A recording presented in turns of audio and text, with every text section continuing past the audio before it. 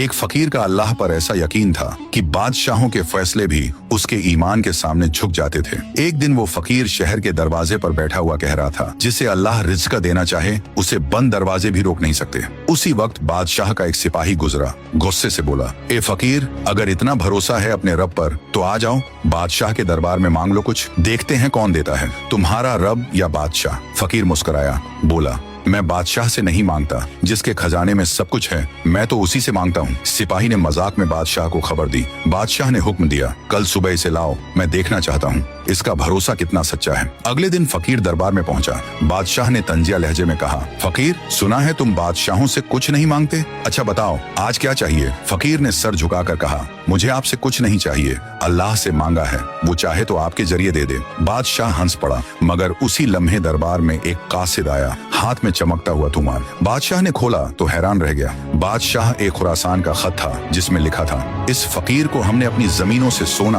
और अनाज भेज दिया है, क्योंकि कल रात ख्वाब में हुक्म हुआ कि मेरे बंदे का रिज़्क तुम्हारे हाथ से पहुंचाओ। बादशाह का चेहरा बदल गया, वो फकीर के कदमों में झुक गया और बोला, वाकई जिसका अल्लाह पर यकीन हो, दुनिया खुद उसके कदमों में आती है। जिसने लोगों से उम्मीद तोड़कर अल्लाह से जोड़ ली, उसे अल्लाह ऐसे रास्ते से नवाजता है जिसका वो खुद तसव्वुर भी नहीं कर सकता।